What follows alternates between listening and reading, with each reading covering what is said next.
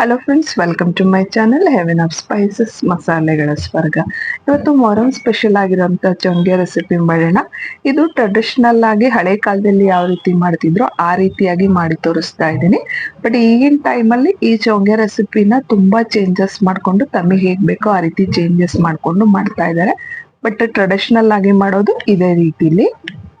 ನಾನಿಲ್ಲಿ ಒಂದು 50 ಗ್ರಾಮ್ನಷ್ಟು ಕಡಲೆ ತಗೊಂಡಿದ್ದೀನಿ, ಪುಟಾಣಿ ಅಂತೇನು ಹೇಳ್ತಾರೆ ಅದು. ಹಾಗೆ ಒಂದು 200 ಗ್ರಾಮ್ನಷ್ಟು ಬೆಲ್ಲ ತಗೊಂಡಿದ್ದೀನಿ.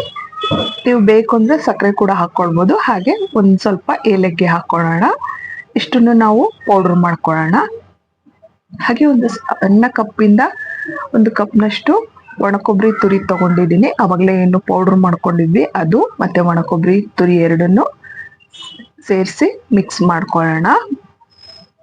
ಹಾಗೆ 1 ಚಮಚದಷ್ಟು ನಾನಿಲ್ಲಿ ಕಸಕಸೆನ ಸ್ವಲ್ಪ ರೋಸ್ಟ್ ಮಾಡಿ ಹಾಕೊಂಡಿದ್ದೀನಿ. ಚೆನ್ನಾಗಿ ಮಿಕ್ಸ್ ಮಾಡಿ ಇಟ್ಕೊಳ್ಳೋಣ. ನಾನಿಲ್ಲಿ 1 ಕಪ್ನಷ್ಟು ಮೈದಾ ಹಿಟ್ಟು ತಗೊಂಡಿದ್ದೀನಿ.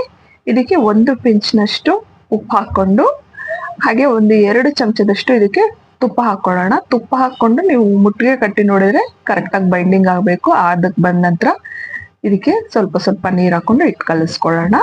ನೀವು ನೀರು ಬದಲಾಗಿ ಹಾಲನ್ನು ಹಾಕಿ ಕೂಡ ಕಲಿಸ್ಕೊಳ್ಬೋದು. ನೋಡಿ, ಈ ರೀತಿ ಸಾಫ್ಟ್ ಆಗಿ ಕಲಿಸ್ಕೊಂಡು ಒಂದ್ ಸ್ವಲ್ಪ ಒದ್ದೆ ಬಟ್ಟೆ ಮುಚ್ಚಿಬಿಟ್ಟು ಒಂದು 30 ನಿಮಿಷ ಇದನ್ನ ನೆನೆಯೋದಕ್ಕೆ ಬಿಡೋಣ.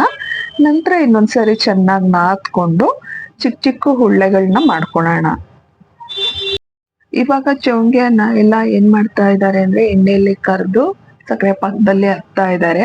ಬಟ್ ಟ್ರೆಡಿಷನಲ್ ಆಗಿ ಚೌಂಗ್ಯದ ಮಣಿಗಳೇ ಸಿಗುತ್ತೆ. ಆ ಮಣಿಗಳಲ್ಲಿ ಈ ಚಪಾತಿ ತರ ಉತ್ಕೊಂಡು ಅದನ್ನ ಬೇಯಿಸ್ಕೊಂಡು ಮಾಡ್ಕೊಳ್ಳೋದು.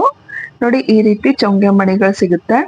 ಇದ್ರ ಮೇಲೆ ಒಂದ್ ಸ್ವಲ್ಪ ತುಪ್ಪ ಅಥವಾ ಎಣ್ಣೆ ಸವರ್ಕೊಂಡು ಈ ರೀತಿ ರೆಡಿ ಮಾಡ್ಕೊಂಡಿರೋ ಹಿಟ್ಟಿಂದ ಉತ್ಕೊಳ್ಬೇಕು. ಇದು ಯಾವ ಡಿಸೈನ್ ಇದೆ ಆ ಡಿಸೈನ್ ನಿಮಗೆ ಈ ಪೂರಿ ತರ ಏನು ಉತ್ಕೊಳ್ತಾ ಇದ್ದೀರೋ ಅದ್ರ ಮೇಲೆ ಬೀಳುತ್ತೆ. ಇದು ಒಂದೇ ಡಿಸೈನ್ ಇರಲ್ಲ, ತುಂಬಾ ವೆರೈಟಿ ಡಿಸೈನ್ಸ್ ಗಳು ಸಿಗುತ್ತೆ.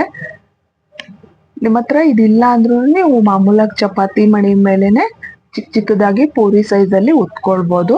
ಬಟ್ ಮಾಡೋದು ಇದೇ ರೀತಿಯಾಗಿ ಮಾಡ್ತಾರೆ. ನೋಡಿ, ಈ ರೀತಿ ಡಿಸೈನ್ಸ್ ಬರುತ್ತೆ. ಡಿಸೈನ್ ಇಂದ ಈ ಚೊಂಗೆ ಮಣಿಯಲ್ಲೇ ಉತ್ಕೊಂಡು ರೆಡಿ ಮಾಡ್ಕೊಳ್ತಾರೆ. ನೋಡಿ, ಎಲ್ಲಾ ಚೊಂಗೆನು ಉತ್ಕೊಂಡು ರೆಡಿ ಮಾಡ್ಕೊಂಡಿದ್ದೀನಿ. ಈಗ ಇದನ್ನ ಸ್ವಲ್ಪ ತುಪ್ಪ ಸವರಿ ಬೇಯಿಸ್ಕೊಳ್ಳೋಣ. ಆಕ್ಚುಲಿ ಇದನ್ನ ನೀವು ಹಾಗೆ ಡ್ರೈ ಆಗಿ ಬೇಯಿಸ್ಕೋಬೇಕು.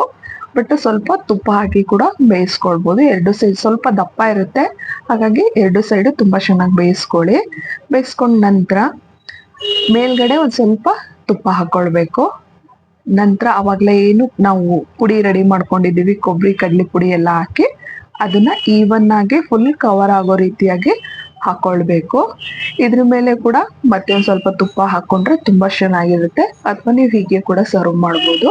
ನೀವು ಏನು ಪ್ರಿಪೇರ್ ಮಾಡ್ಕೊಂಡಿದ್ದೀರಾ ಎಲ್ಲಾ ಚೌಂಗಿ ಆದ್ಮೇಲೆನು ಇದೇ ರೀತಿ ತುಪ್ಪ ಹಾಕಿ ನಂತರ ಪ್ರಿಪೇರ್ ಮಾಡ್ಕೊಂಡಿರೋಂಥ ಪೌಡರ್ ಹಾಕಿ ಒಂದ್ ಸ್ವಲ್ಪ ಹೊತ್ತು, ಒಂದು ಅರ್ಧ ಗಂಟೆ 1 ಗಂಟೆ ಬಿಟ್ಟು ನಂತರ ನೀವು ಇದನ್ನ ಸರ್ವ್ ಮಾಡ್ಬೋದು.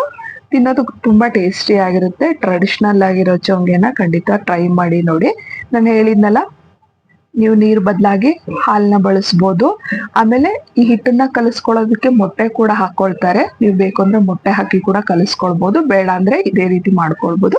ಖಂಡಿತ ಟ್ರೈ ಮಾಡಿ. ವಿಡಿಯೋ ನೋಡಿ.